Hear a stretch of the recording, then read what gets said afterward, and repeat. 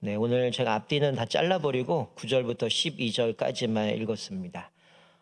우리가 뭐 보통 계절마다 뭐 그 계절에 나오는 특색 있는 과일들이 있습니다. 또 나라마다 또 나오는 과일들이 다르게 되는데, 우리가 과일을 보면 모양도 다르고 맛이 다르고 각각의 특색들이 있습니다. 마치 성경에도 보면 수많은 기도의 사람들이 나오지만 그 사람들은 각기의 특색을 가지고 있죠. 우리가 지난주에 같이 살펴봤던 다윗의 시편의 말씀을 보면서 다윗의 기도를 좀 살펴봤는데, 다윗은 우리가 읽었던 시편 말씀에서는 자기의 인간관계를 놓고 너무나 괴로운 가운데 하나님 앞에 또 기도로 인간관계를 풀어갔던 모습을 살펴봤고요. 또 무엇보다 자기가 나아갈 바를 늘 하나님 앞에 기도함으로 그 문제들을 또 찾게 되고 또 하나님 앞에 한 걸음 한 걸음 나갔습니다. 그리고 어려운 일을 만날 때마다 다윗은 계속 하나님 앞에 기도했는데, 우리가 오늘 본문의 짧은 말씀을 가지고 우리 한나의 기도의 좀 특색들을 좀 살펴보면서 같이 기도 제목을 나눴으면 좋겠습니다. 오늘 간략하게 좀 설명드리면, 우리가 본문을 잘 아시겠지만 한나의 남편은 엘가나입니다. 엘가나에게는 두 명의 아내가 있었는데, 우리가 뭐 정실 부인은 우리가 알다시피 한나고, 또 하나는 이제 분인나가 있습니다. 그런데 한나는 자식이 없지만 분인나는 자식이 있죠.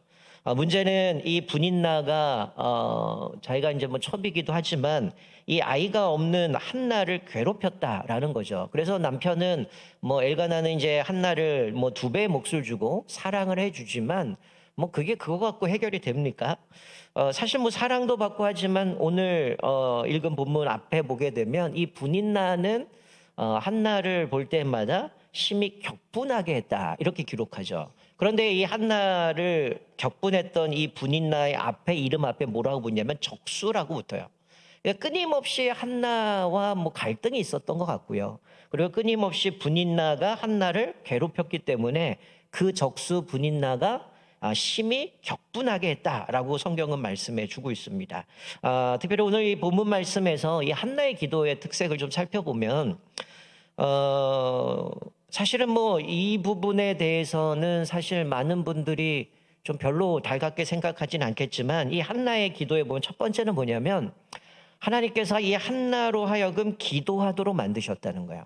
근데 그 기도하도록 만드신 과정을 보면 별로 우리는 달갑게 생각하지 않죠. 5절 말씀에 보면 이렇게 기록하죠.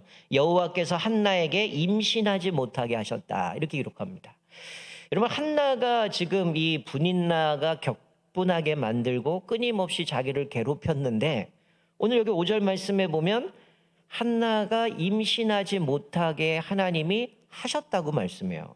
근데 하나님이 이 한나로 하여금 이것은 기도하게 만드셨다는 겁니다. 여러분, 이 당시에 뭐 우리나라도 예전 같으면 뭐 남아선호 사상도 있고 자식 못 낳는 거에 대해서 얼마나 드라마나 이런 데서 괴롭힘을 당하는 모습들을 많이 발견했습니까? 근데 이때 유대 사회도 어땠어요? 사실은 남자 중심의 사회였고, 또 하나는 이 남편이 죽게 되면 자식이 없으면 사실은 과부는 그 다음부터 뭐 어떤 기반적인 모든 것들이 다 날아가 버리는 겁니다. 사실 유대 사회에서 여성이 혼자 어떤 뭐 우리가 흔히 얘기하는 상거래나 이런 것도 불가능했고, 사실은 여인들에게 있어 지위가 너무 뭐 낮았다 보니까 특별히 아들이 없다면 이 여인은 거의 살기 힘들 정도로 아무것도 할 수 없는 거예요. 그래서 우리가 뭐 신약 성경에 보면, 우리가 마태복음에 뭐 여러 가지 비유들이 나오지만 10드라크마라고 할 때, 우리가 그 드라크마 하나 잃어버렸을 때 여인이 이거 하나 찾을 때까지 찾지 않겠느냐라는 얘기는, 이 시집 올 때 이 동전 10개, 드라크마 10개는 남편이 죽었을 때, 또 자식이 없을 때 자기 생명을 보존할 수 있는 유일한 재산이 10드라크마예요. 그러니까 그거 하나 잃어버렸으니 9개 있으니 뭐 하나쯤이야, 이게 아니죠. 자기가 목숨과 같은 그 동전이기 때문에 끝까지 찾아 나서는 거죠. 그거를 이제 잃어버린 영혼을 향해서 비유로 들긴 하지만, 오늘 본문에도 보면 아무리 남편이 사랑하고 자신에게 분깃을 2배를 준다 할지라도 자식을 못 낳고, 또 그 적수라고 표현하는 분인나가 자기를 끊임없이 괴롭혔다라는 것은 정말 여인으로 하여금 정말 힘들고 어려운 부분입니다. 그런데 오늘 본문 5절에는 이 한나가 뭐 신체적으로 결함이 있었다가 아니에요. 하나님이 의도적으로 한나가 임신하지 못하게 했다는 거예요. 왜 그러셨을까요? 이미 말씀드렸지만 한나로 하여금 기도하게 만드셨다는 거예요. 한나를 미워해서 태를 닫으신 게 아니라 의도를 가지고 아기를 못 갖게 만드셨다는 거예요. 그래서 하나님께서 한나로 하여금 기도하도록 그를 인도해 가셨던 거죠. 여러분, 이스라엘이 출애굽을 하고 나서 사실은 앞에는 홍해가 있고 뒤에는 애굽의 병사들이 쫓아오게 됩니다. 그때도 하나님은 모세를 통해서 기도하게 만드셔요.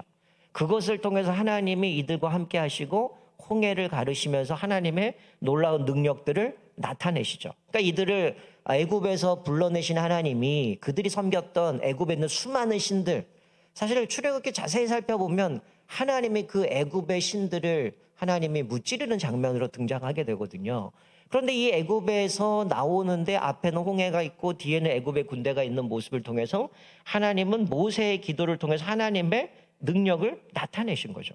오늘 본문 말씀에도 보면 왜 한나가 아기를 못 갖게 되었는가? 분명히 이것은 하나님의 의도를 갖고 아기를 못 갖게 하셨다는 거예요. 만약에 한나가 금방 아이를 갖게 되었다면 지금처럼 이렇게 하나님 앞에서 기도하지는 않았을 거예요. 여러분들 잘 아시겠지만 저는 이제 2001년도에 결혼을 했거든요. 28살에. 그때 결혼해서 이제 저 생각은 내가 강도사가 되면 아이를 가져야겠다. 그 생각을 가졌는데 강도사가 합격하고 나서 아이를 갖게 됐어요. 그리고 나서 이제 아이가 태어났죠. 그리고 나서 이제 둘째는 이제 교회가 사역지가 옮겨가면 그때 아이를 가져야겠다 생각했는데 사역지가 옮겨졌어요. 그리고 둘째가 임신을 했습니다. 둘째가 임신하면 안 되죠. 둘째를 임신했습니다. 그런데 어떤 일이 벌어졌습니까? 양수가 새는 거예요. 병원에서 아이를 포기하라는 거죠. 그때 들었던 생각이 나는 내 생각대로 강도사 되면 첫째가 태어나고 교회가 옮겨가고 사역지가 옮기면 둘째가 태어나갈 거니 당연하다고 생각했는데 그 사건을 겪으면서 어떤 생각이 들었을까? 그치. 생명은 내가 하는 게 아닌데 착각했구나. 내 마음대로 되는다라고 생각한 거죠. 그러면 이제 아내랑 금식하면서 기도하면서 결국은 이제 아이가 건강하게 태어났는데 하나님이 그 사건을 통해서 뭐 하신 거예요? 기도하게 만드셨다는 거예요. 그리고 이제 또 잊고 산 거죠. 자기 잘난 줄 알고 살았는데 나중에 우리 아시다시피 5년쯤 됐죠 벌써. 그래서 최근에 병원 갔더니 이제는 건강하다 그래서 더 이상 6개월에 한 번, 1년에 한 번 가도 된다 그러는데 이 아이가 또 한 번 죽을 고비를 넘기잖아요. 그때 또 든 생각이 내가 잊었구나. 하나님의 은혜를 잊어버렸구나. 또 자녀를 놓고 기도 안 했구나. 또 그 사건을 통해서 하나님께 기도하도록 만드셨다는 거예요. 오늘 본문에도 보면 만약에 한나가 금방 아이를 갖고 아무 문제 없이 편안하게 살았다면 오늘처럼 이렇게 통곡하면서 하나님 앞에 기도했을까? 그러지 않았다는 거예요. 하나님은 이 한나로 하여금 하나님 앞에서 위기를 만남을 통해서 하나님 앞에 기도하게 만드셨다는 거예요. 물론 오늘 말씀에 보면 한나는 이 과정 가운데 남편과 함께 해마다 성전에 올라가는 모습을 보게 되죠. 만약에 고난이 없고 늘 평안하다면 여기 앉아 계신 분도 마찬가지고 저도 마찬가지고 하나님 안 찾을 겁니다. 내가 계획한 대로 다 되고 내가 가는 대로 모든 것마다 승승장구가 간다면 누가 하나님 찾겠어요? 내 마음대로 되는데 내가 하면 다 그냥 대박이 나면 누가 하나님 찾겠습니까? 때로는 별 볼 없는 우리의 연약한 육신 때문에 하나님 앞에 엎드리게 되고 또 자녀들의 문제로 일터의 문제로 하나님 앞에 엎드릴 수밖에 없는데 오늘 본문 말씀에 보면 이 고난은 한나로 하여금 하나님께 엎드리게 만들고 하나님을 찾도록 만들었다는 거예요. 그래서 때로는 고난이 찾아오는 것은 하나님을 잊지 않게 하기 위해서 또 하나님을 온전히 전적으로 신뢰하게 만들도록 우리에게 고난을 주신다라는 거죠. 그래서 한나는 하나님 앞에서 의도적으로 하나님의 태를 막으시고 기도하게 만드셨다는 거죠. 자, 그래서 한나는 어떻습니까? 오늘 본문의 전후 문맥을 쭉 살펴보면 한나는 자기의 문제를 만나게 되죠. 끊임없이 해마다 성전에 올라가는데 분이 나는 자기를 격분하게 만들고 그런데 자기는 자식이 없어요. 그런데 한나의 모습은 뭐합니까? 끊임없이 하나님 앞에 기도하기 위해서 성전을 찾았다는 거죠.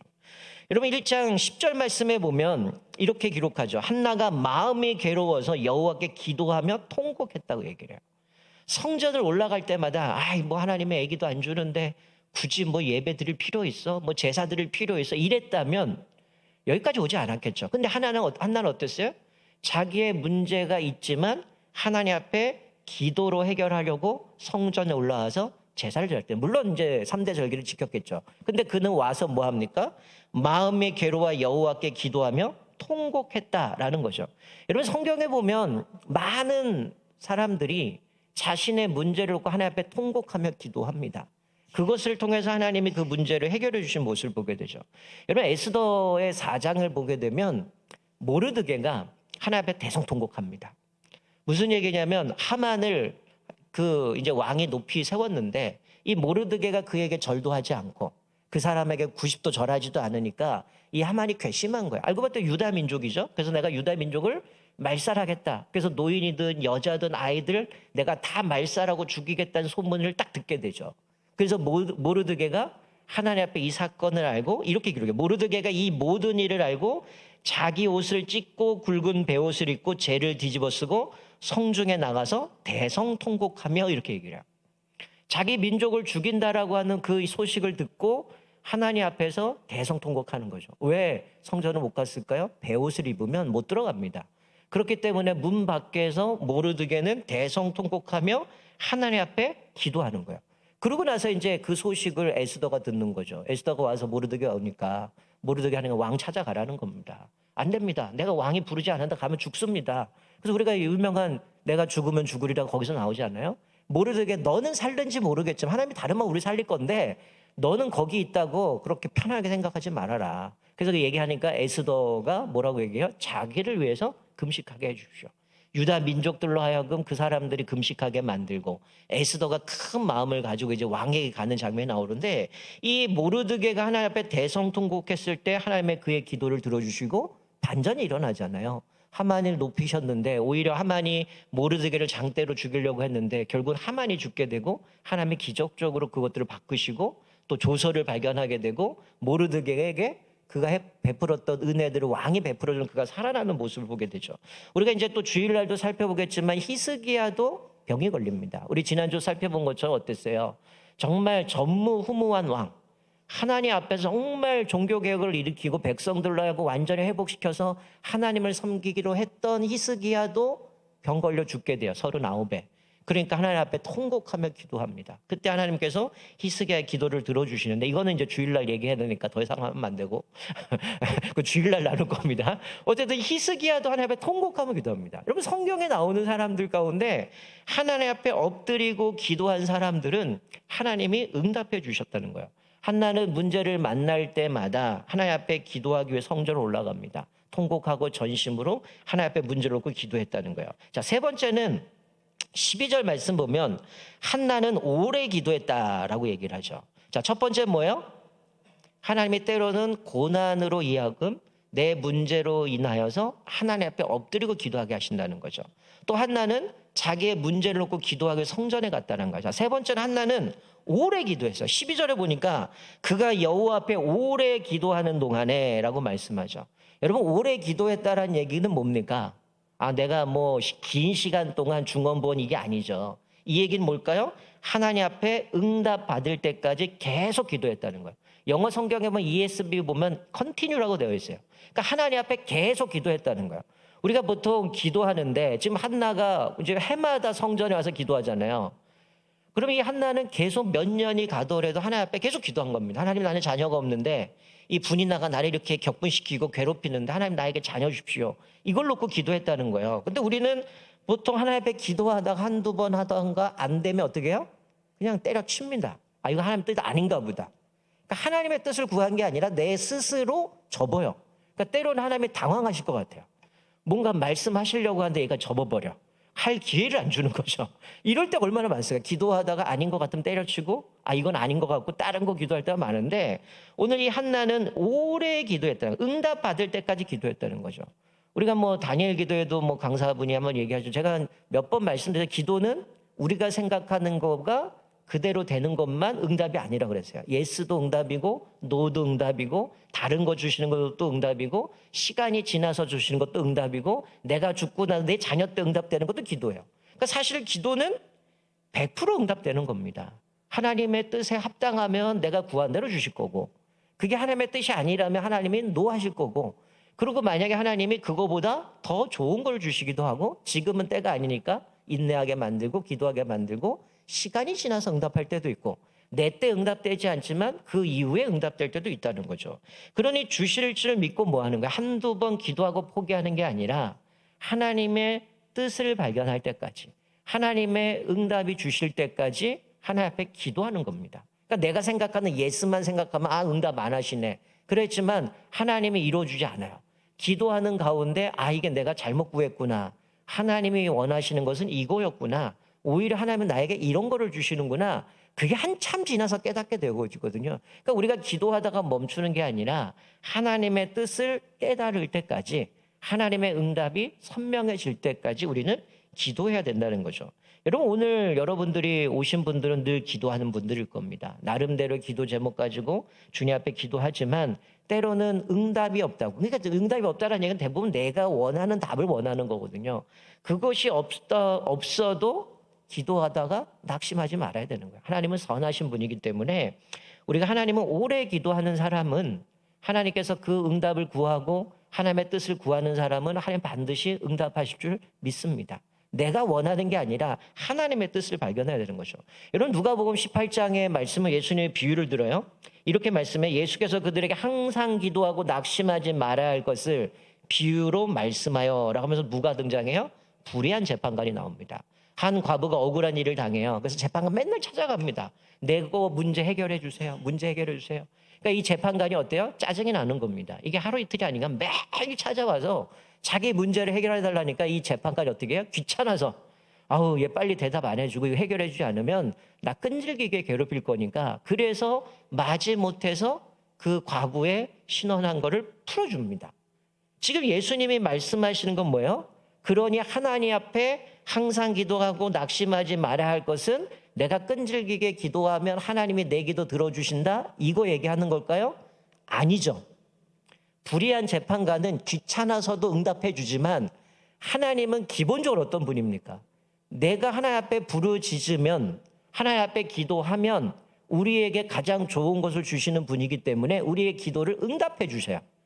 그거를 근거로 해서 하나님 앞에 기도하는 겁니다. 그러니까 하나님이 귀찮아서 응답하시는 게 아니라 우리의 있어야 할 걸 아시고 내 상황을 아시고 내 고통을 아시는 분은 내가 기도할 때 하나님이 응답하시는 분이기 때문에 확신을 갖고 주님 앞에 기도하라는 거예요. 반드시 응답하시는 분이기 때문에 마지못해서 귀찮아서 주시는 게 아니라, 그래서 많은 분들 오해하죠.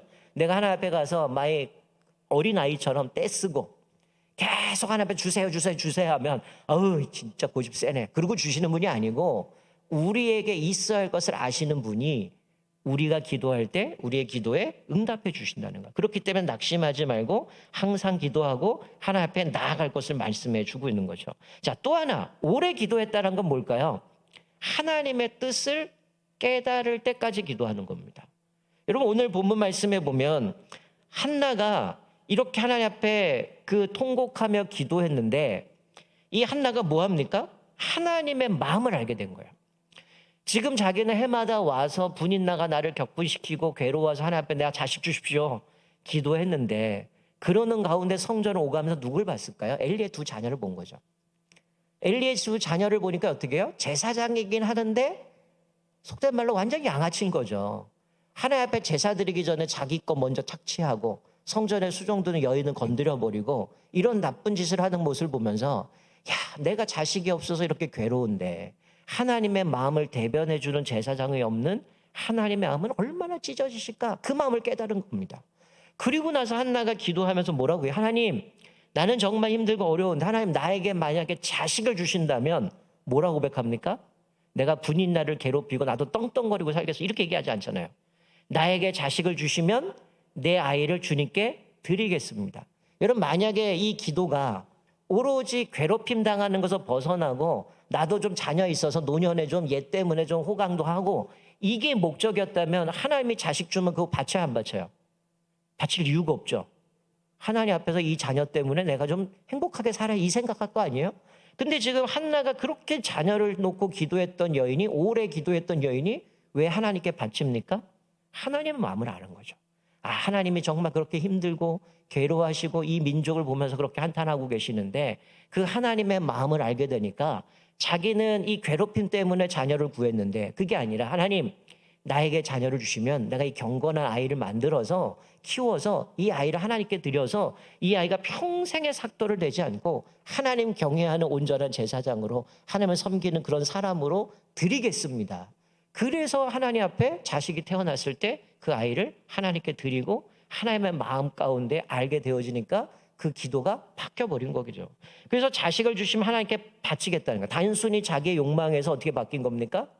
하나님의 마음을 알게 되고 하나님을 위해서 자식을 구하는 모습으로 바뀌게 되어지는 거죠. 오늘 본문 말씀 보면 하나님은 때로는 우리에게 고난, 어려움, 문제를 통해서 기도하게 만드셔요.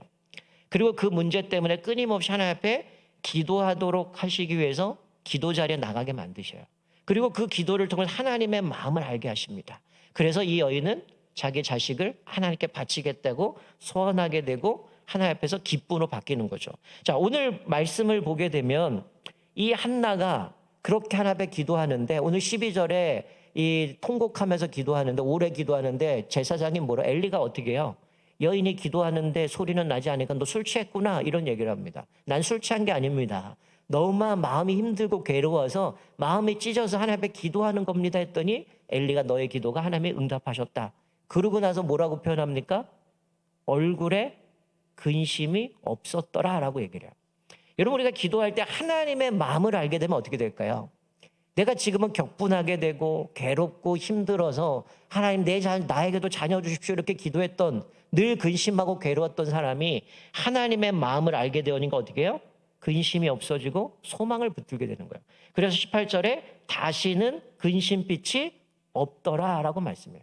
이것 때문에 고민하지 않습니다. 이제 나 자녀 없어서 상관없다는 거예요. 하나님을 위해서 이 아이를 드리고 이 아이를 통해서 이 민족이 살아나고 하나님께 기쁨이 되어진다면 지금 내가 자녀 때문에 이렇게 힘든 건 상관이 없는 거죠. 하나님 앞에 드려서 주님 앞에 기쁨이 되어진다면 이게 주님의 뜻이라면 그래서 나로 하여금 기도하게 만드셨고 통곡하게 만드셨고 여기까지 인도하셔서 기꺼이 주님 앞에 드리겠다고 소원하고 그 다음도 근심이 없습니다.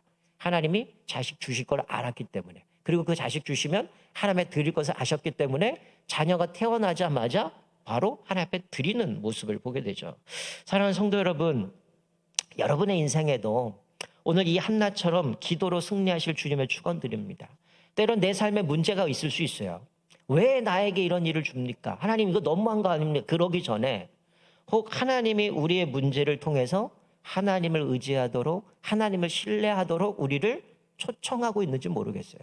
때로는 그것을 통해서 우리는 하나님을 만나도록 엎드리게 하시고 기도하도록 우리를 부르시는 거예요. 그렇기 때문에 여러분이 골방으로 가셔야 되고 기도의 자리로 가셔야 되고 하나님 앞에 엎드리셔야 되는 거예요. 여러분 이런 문제가 깨닫게 하시는데도 기도하지 않으면 뭐와 같은 거냐면 이렇게 표현하면 웃기지만 제가 오늘 본 모기 같아요. 뭔 얘기냐면 제가 좀 전에 예배드리기 전에 화장실 갔는데 모기가 앞에 붙어 있더라고요. 얘가 제정신이 아닌 거예요. 내일 영하 10도인데 영하 10도에 모기가 왜 붙어 있습니까? 마치 하나님이 우리로 하여금 기도하도록 부르시는데 여전히 버티고 있다면 멍청한 거죠, 이 모기처럼. 지금 자기가 뭘 해야 되는지 모르는 거예요. 여러분 우리가 하나님이 부르시는데 여전히 버티는 사람이 있어요. 근데 성경에 수많은 사람들이 그렇게 요구하는데도 요청하시는데도 기도하지 않고 순종하지 않은 사람들은 거기서 끝나버렸던 모습을 보게 되죠. 더 나아가서 하나님의 뜻을 깨닫기 위해서 그리고 하나님의 응답에 확신을 가질 때까지 기도하셨으면 좋겠어요. 제발 한두 번 기도하고 포기하지 마세요. 하나님은 우리에게 주시길 원하시고 우리에게 있어야 할 것을 아시고 우리에게 가장 좋은 걸 주시려고 하는데 우리는 자꾸만 기도 한두 번 하고 그냥 아니다 싶으면 포기해버리고 하나님의 뜻을 깨닫기보다 내 생각에 이거 아니라면 플랜 B, 차선책을 선택해 또 그걸 갖고 기도합니다. 하나님 이거 안 주신다면 저 이거 주세요.